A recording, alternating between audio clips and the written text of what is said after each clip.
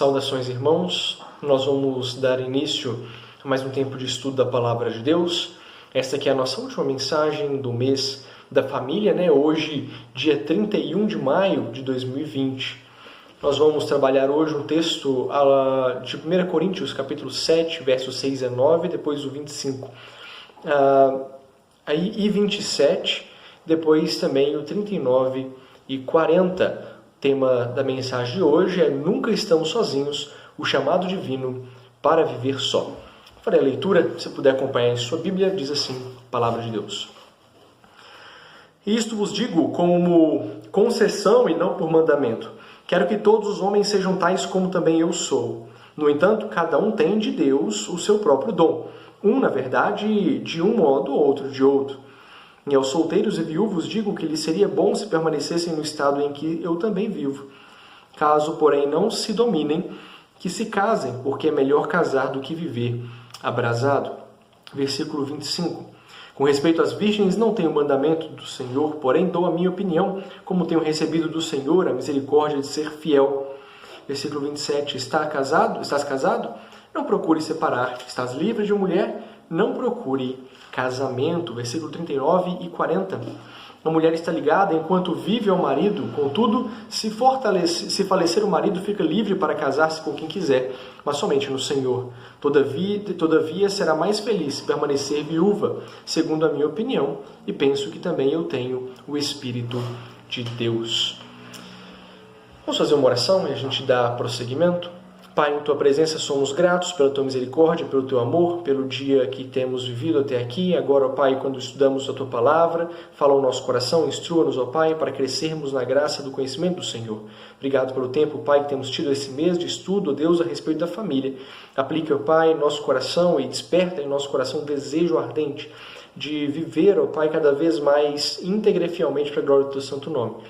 No papel do dia a dia, ó Pai, como dispenseiros de Tua multiforme graça, mas também dentro de casa, ó Pai, construindo e alicerçando bases e uma estrutura, ó Pai, firmada e fundamentada no Senhor, e também no seio da família. Seja conosco, Pai, guarda e proteja a nossa vida, fala ao nosso coração nesse momento, em nome de Jesus que oramos. Amém. Bom, irmãos, antes de a gente entrar no estudo do texto em si, eu quero fazer apenas duas observações. A primeira delas, versículo 39 e 40. No versículo 39, ele fala assim: fica livre para casar-se com quem quiser, mas somente no Senhor. Nós falamos hoje pela manhã sobre o jugo desigual. E aqui fica muito claro, novamente, a fala de Paulo, né? Quer dizer, pode casar com quem quiser, desde que seja no Senhor, seja uma pessoa temente a Deus, seja uma pessoa fiel a Deus, seja um cristão verdadeiro. Então essa é uma questão que eu gostaria de observar, né? Uma complementação daquilo que falamos pela manhã. E agora, a segunda coisa que eu quero destacar é que ele fala no versículo 40, parte B. Segundo a minha opinião, e penso que também eu tenho o Espírito de Deus. Vários momentos Paulo vai expressar nesse texto a minha opinião, né? Nós vimos aqui no versículo 40, vem também no versículo 25. Porém, dou a minha opinião, e por aí vai. Paulo, quando ele traz isso, né, ele está falando assim, olha, não foi Jesus que disse isso. Sou eu que estou dizendo, é a minha opinião, mas essa opinião é inspirada por Deus, que ele traz, eu tenho o Espírito de Deus. Então isso traz o peso, né, da veracidade, da relevância, da importância da palavra de Paulo, porque apesar de não ser uma reprodução daquilo que Cristo disse, né, ser um complemento que ele traz, mas é algo inspirado por Deus. Então instrução do próprio Deus para a nossa vida, e para a vida daquele povo que ouvia naquela época e todo aquele que lê a palavra do Senhor ou ouve ou entende de alguma forma. Dito isso, depois de estudarmos, portanto, durante todo o mês sobre família, nós ficamos com aquele sentimento, né, de que a vida familiar é a base do sistema social criado por Deus. E de fato é. Então não é só um sentimento, isso é a verdade do relacionamento de Deus com os homens, né? A estrutura familiar é a base desse relacionamento de Deus com a sua criação. Mas diante disso, então, como é difícil a gente aceitar, né, no meio dessa verdade, alguém que não queira casar. Afinal de contas, celibato não é pecado? Então, vamos ver um pouco mais sobre isso, entender se celibato é mesmo um pecado ou se não é, não tem nada a ver com isso. Diante dessa questão, então, vamos observar dois pontos distintos. Primeiro, o chamado para viver só. Dentro da perspectiva de Paulo, o ideal é a constituição familiar. Há vários momentos que ele vai trabalhar o princípio da família, né? Pode ver, por exemplo, na carta aos Efésios, aos Colossenses, como nós vimos ao longo do mês. Mas também em 1 Timóteo 5,14 ele vai dizer: portanto, aconselho que as viúvas mais jovens se casem, tenham filhos, administrem as suas casas e não deem ao inimigo nenhum motivo para maledicência. Então, em vários momentos, Paulo vai enfatizar, vai falar sobre ter família, a importância de construir família. Então, isso não é uma questão que Paulo condena, pelo contrário, ele aprova, ele incentiva, ele recomenda. Aqui, porém, mais em específico, no capítulo 7, Paulo enfatiza muito a sua preferência pela vida celibatária e recomenda aos coríntios nesse sentido. Só que para entender o porquê que Paulo faz isso, a gente precisa entender algumas questões. Então nós vamos fazer 3 observações dentro da fala de Paulo. A primeira delas é, vamos dar uma olhada no contexto, para entender por que Paulo fala isso.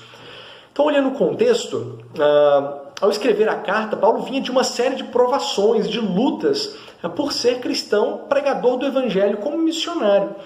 Então ele tinha experimentado uma série de dramas, situações complicadas ao longo da vida do ministério.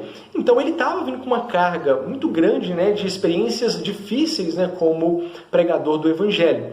O reverendo Hernandes ele faz um comentário, uma observação sobre esse ponto. Paulo estava em Éfeso, ele diz, quando escreveu essa carta. E ele faz uma observação que é alarmante mesmo, no capítulo 2, 2 Coríntios, capítulo 1, versículo 8, ele coloca assim: porque não queremos, irmãos, que ignoreis a natureza da tribulação que nos sobreveio na Ásia, porquanto foi acima das nossas forças, a ponto de desesperarmos até da própria vida. Então repara, Paulo vinha de estar passando por situações muito complicadas dentro do trabalho missionário, assim, dramáticas mesmo. Esse, portanto, era o clima, né, que estava surgindo no horizonte até do povo que estava em Corinto. Jerusalém estava prestes a ser cercada. As muralhas de Jerusalém seriam quebradas. Jesus já havia falado no seu sermão profético, né, em Mateus 24:19, ai das grávidas e das que amamentam naqueles dias. Porque Jesus disse isso de uma forma profética no seu sermão, já anunciando que tempos difíceis estavam por vir. De fato, vem. Por volta do ano 70 depois de Cristo, na era cristã, vem um Tito Vespasiano, nessa época acho que ele ainda não era imperador, ele vem se tornar imperador depois, mas nessa época Tito Vespasiano ele entra em Jerusalém, ele quebra os muros de Jerusalém, e seus soldados rasgam as entranhas das grávidas com a espada. Então ele faz uma carnificina dentro da cidade, simplesmente com uma espécie de repreensão e ódio aos cristãos que estavam causando, segundo eles, algum tumulto. As mulheres grávidas que não podiam correr, né, para se livrarem, elas então acabavam padecendo, né, ou passando por esses problemas, tendo então os seus ventres rasgados, né, pelas espadas dos inimigos, né, no caso das tropas ligadas ao imperador, no caso a Tito Vespasiano. Então você já para imaginar, né, o quão difícil é viver essa realidade num contexto familiar, né? Então o que Paulo está trazendo, e essa recomendação de Paulo, ela é fundamentada um pouco nessa questão, para mostrar assim, né, como é muito mais difícil você enfrentar, numa hora de tribulação tão terrível como essa que estava prestes a passar, você enfrentar isso tendo uma família, né? Você já imaginou um pai fugindo e deixando um filho para trás? Você já imaginou uma mãe fugindo da guerra e deixando uma filha indefesa para trás? Já imaginou um marido fugindo e deixando sua mulher para trás? Paulo está mostrando que o clima prenunciava um tempo de guerra, e essa guerra estava chegando. Por isso, ele insiste em, se puder e tiver o dom, não se case. Mas ele não é contrário ao casamento. Inclusive o versículo 39, ele repreende um costume que havia na época, que segundo o João Calvino, nas segundas núpcias não era pronunciada nenhuma bênção em alguns concílios. E, portanto, não se permitia que os ministros tomassem parte dessas bênçãos, né, ou desses segundos casamentos. Então havia nesse contexto de Paulo alguns momentos em que era reprimido terrivelmente, né, o segundo casamento. E no versículo 39, né, ele vai condenar isso, fala assim, não, quer casar, o marido já faleceu, é viúva, deixa ela casar, desde que no Senhor. Então não impeça, não crie empecilhos, não atrapalhe isso de alguma forma. Então Paulo condena qualquer sorte de arbitrariedade, diz que não se deve pôr qualquer impedimento no caminho das viúvas, com o fim de obstruir o matrimônio, caso elas assim o queiram. Assim, apesar de ser algo recomendável, o que Paulo traz aqui não é em forma de ordenança, mas de recomendação. Recomendação que não é para qualquer um, mas especificamente para quem possui o dom do celibato. Então esse é o contexto, né, do texto que nós estamos lendo. Segundo, o celibato é um dom, como nós já dissemos, e o versículo 7 vai trazer para nós: quero que todos os homens sejam tais como também eu sou. No entanto, cada um tem de Deus o seu próprio dom. Para Paulo, ser celibatário é claramente um dom, já que o princípio social do povo de Deus passa pelo contexto familiar. Evidentemente, na descrição de Deus como Pai, Jesus como Filho, da Igreja como noiva, de Cristo como noivo, traz essa clareza do entendimento, né, da expressão ou da noção do que é o contexto familiar no qual Deus embasa o seu relacionamento com o povo. Então Paulo tem esse conhecimento. Paulo fala sobre a questão familiar várias vezes, né? Segundo o reverendo Guilhermino Cunha, os dons são aptidões naturais ou especiais dadas pelo Espírito para equipar os santos, concedendo-lhes diversos ministérios exercidos para toda boa obra que são realizadas em Deus. Assim, Jesus fala da castidade, por exemplo, em Mateus 19, versículo 10 a 12, em 3 aspectos diferentes. Primeiro, o natural, a pessoa nasce com alguma impossibilidade, né? Então, naturalmente. O antinatural, a pessoa é forçada, seja por um acidente ou pela maldade de alguém, ou o voluntário, a castidade voluntária, que é motivada pela dedicação ao reino de Deus. Então, o dom que está envolvido com a relação do dom do celibato, né? Então, como exemplo do celibato voluntário, nós temos na Bíblia João Batista, Paulo e o próprio Jesus. Sendo um dom, ele é concedido por obra do Espírito Santo com um fim glorioso dentro do reino de Deus. Então, em primeiro lugar, nós vemos o contexto, né, que era um contexto complicado, por isso Paulo fala sobre isso. Segundo, o celibato é um dom, então não é para qualquer um. A fala de Paulo lá não é destinada a todo mundo, mas é para quem tem o dom. A recomendação é para quem tem o dom do celibatário. Em terceiro, o motivo do dom. No capítulo 12 de 1 Coríntios, Paulo fala que os dons são a manifestação do Espírito visando um fim proveitoso, que contribui para o corpo de Cristo, ou seja, a igreja, como um membro no corpo humano. A dedicação integral ao ministério é mais fácil se a pessoa é solteira, pois não tem preocupações em amor, né, com a esposa e com os filhos. Paulo saía tendo como a única preocupação a pregação fiel da palavra de Deus e os seus correlatos.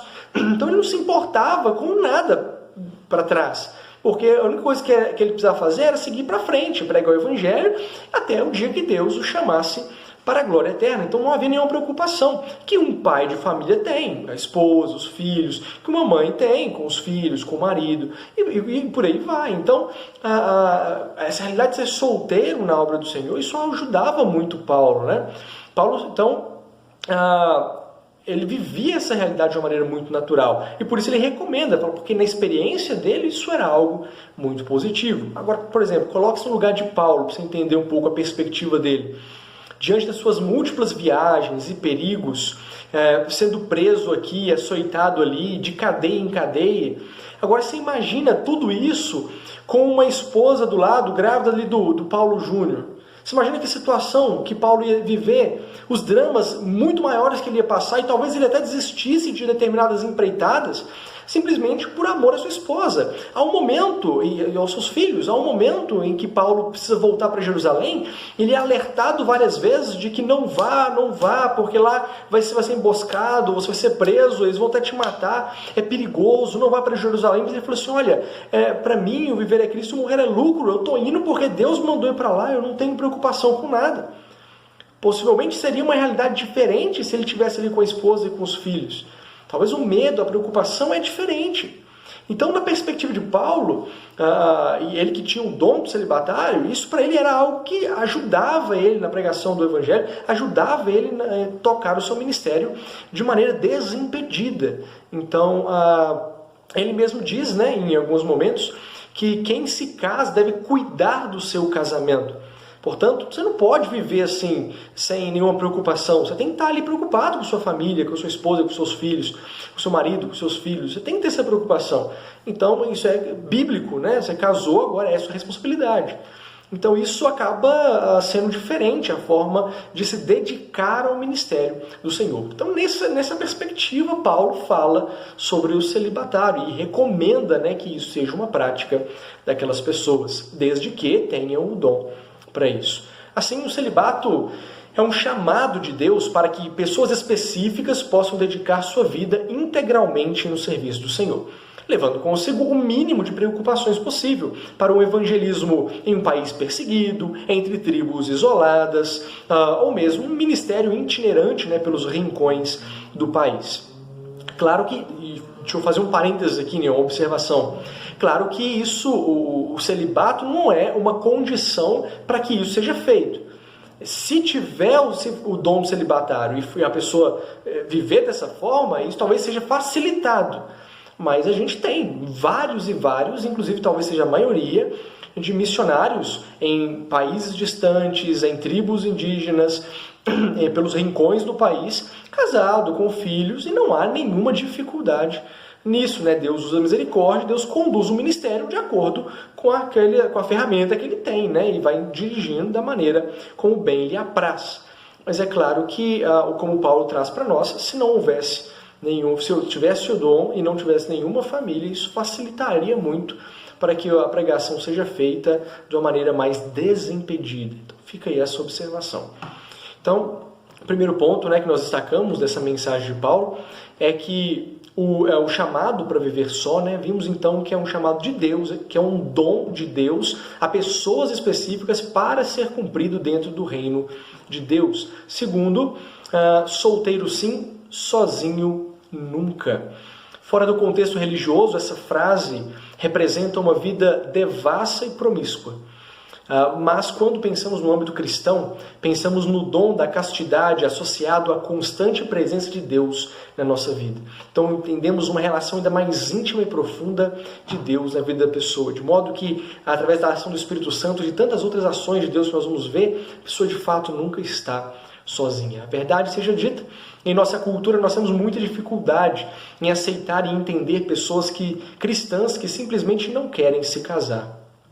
Ficamos muitas vezes inconformados e apelamos para a solidão para convencer a pessoa do contrário. Porém, quando o celibato é aproveitado para a glória de Deus, para o trabalho do Senhor, não há com que se preocupar. Afinal, como cristãos, nunca estamos sozinhos. E essa realidade se torna mais aparente na medida em que nos envolvemos ativamente no serviço do Senhor. Quer ver alguns exemplos? A gente pode citar, por exemplo, Elias. E como ele nunca estava sozinho, né? Ao entrar na caverna, em um lugar ermo, Deus o chamou para fora e conversou com ele. Ele estava num lugar isolado, no meio do nada, mas Deus estava presente naquele momento, ele não estava de fato sozinho. Eliseu, quando o assistente de Eliseu viu que eles tinham sido cercados por tropas inimigas que estavam ali para matá-lo, ele então teme, né? O moço ali de Eliseu, o assistente de Eliseu. Mas Eliseu vira para ele e fala assim, olha, fique em paz. E Eliseu ora para que Deus abrisse os olhos dele para ver como que eles não estavam sozinhos. E a palavra de Deus diz que Eliseu orou, o Senhor abriu os olhos dele para que ele orou dizendo, né, Senhor, abre os olhos dele para que veja. Então o Senhor abriu os olhos do rapaz, que olhou e viu as colinas cheias de cavalos e carros de fogo ao redor de Eliseu. Está lá em 2 Reis 6, versículo 17. Eliseu estava ali numa situação complicada, tinha um exército vindo para poder prender ele, uma tropa vindo para prender ele, para matar ele, fazer mal para ele, mas ele não estava sozinho. Deus estava com ele, não só Deus, mas o exército de Deus estava ali presente. Um terceiro exemplo, Sadraque, Mesaque e Abednego, amigos ali de Daniel, ao serem lançados na fornalha de fogo ardente, os 3 amigos de Daniel foram vistos ao lado de um quarto homem, que segundo Daniel 3:25 vai dizer, com aspecto semelhante a um filho dos deuses, né? Então olha que realidade gloriosa, eles estavam numa situação complicada, dentro de uma fornalha de fogo ardente, para serem mortos, queimados vivos, mas Deus se fez presente no meio deles para que Deus fosse reconhecido como o único verdadeiro Deus sobre toda a terra, como foi na declaração do próprio rei.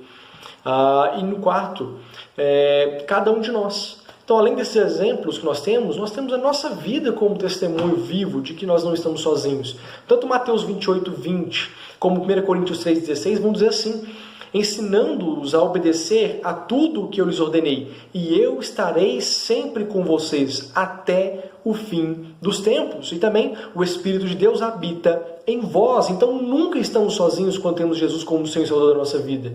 E o Espírito de Deus sempre está em nosso coração, trazendo então a paz, a companhia, a direção que nós precisamos para uma vida com Deus.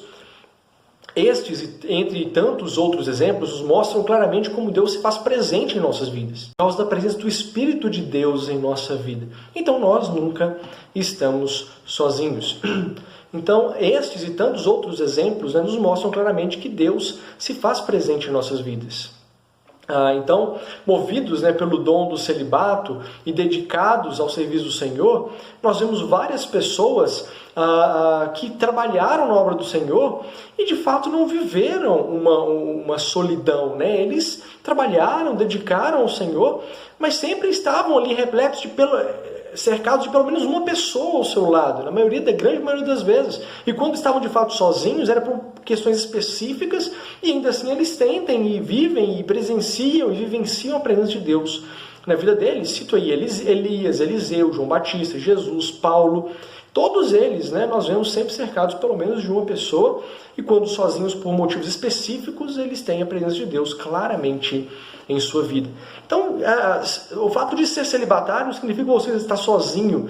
Deus sempre estará com você e Deus provê, né, essa necessidade, né, que às vezes a gente tem de estar com outras pessoas. Deus vai, com a sua misericórdia, agindo em nossas vidas.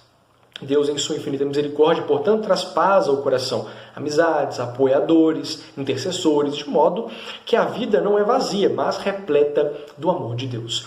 A grande questão a grande questão é que, seja por meio do celibato, seja por meio do casamento ou qualquer outra forma, não há realização maior do que estar na presença de Deus e no centro de sua vontade. Fazemos isso quando entregamos nossa vida a Jesus para que Ele seja o Senhor da nossa vida, perdoando nossos pecados, nos concedendo o Consolador, dirigindo nossos passos no caminho do Senhor. Seja como for a sua vida hoje, o casamento ou o celibatário, coloque-se à disposição da obra de Deus. Deus quer que você seja um instrumento glorioso nas suas mãos e disponha-se a isso com alegria e com prazer, para que a sua vida faça sentido dentro do reino de Deus. Concluindo, não só a mensagem de hoje, mas também todo esse mês, né, da família, eu quero trazer algumas observações feitas por Peter Wagner sobre esse texto, né, que traz uma questão sobre o casamento também. Primeiro, leve o dom de celibato a sério. Celibato é dom. Se você anseia pelo casamento, é porque não tem o dom de celibato. Então fique atento a isso. Se você deseja se casar, então você não tem o dom. Então, leve isso a sério. Segundo, se você não tem o dom de celibato, case-se. O casamento é uma bênção e digno de honra entre todos. Melhor é serem dois do que um, Eclesiastes 4:9. E o próprio Criador aqui disse, não é bom que o homem esteja só, Gênesis 1:2:18.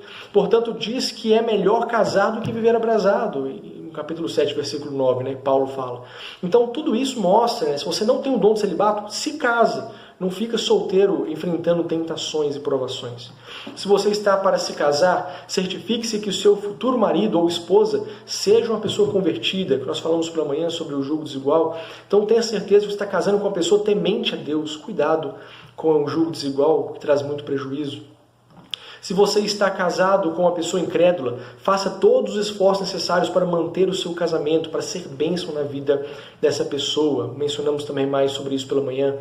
Se você quer que seu casamento seja feliz, nunca deixe de dar ao seu cônjuge toda a satisfação sexual que ele precisa e tem direito. Isso é uma questão importante dentro do casamento, né? O sexo é de glorificar e exaltar a Deus dentro do contexto do casamento, faz parte. E concluir por fim, né? Com essa mensagem nós encerramos então todo esse estudo, né, desse mês a respeito da família. Encerram-se as celebrações, mas a família continua tendo a mesma importância e devendo receber toda a dedicação, zelo e todo o trabalho para que seja sempre e cada vez mais uma família unida para a glória de Deus Pai. Invista na sua família e lembre-se sempre, né, uma família constituída à maneira de Deus, que vive na dependência de Deus, nunca deixará de ser abençoada por Deus. Deus abençoe sua vida, da sua família. Encerramos, portanto, hoje o mês da família. Semana que vem teremos uma outra mensagem diferente, um tema diferente, mas que Deus abençoe muito a sua vida, a sua casa e a sua família. Vamos orar. Te agradecemos, Pai, pela Tua palavra que é viva e eficaz. Agradecemos, Pai, por esse mês de celebração, mas também, Pai, de aprendizado no Senhor. Abençoe e trabalhe a nossa família através de nós e também, ó Deus, para que possamos ver a nossa família cada vez mais unida, firme no caminho do Senhor, para a glória do Teu santo nome. Clamamos ao Senhor, abençoe e guarda a nossa vida no restante dessa noite e nessa semana. A oração fazemos em nome de Jesus. Amém. Deus abençoe, até a próxima, com a graça de Deus.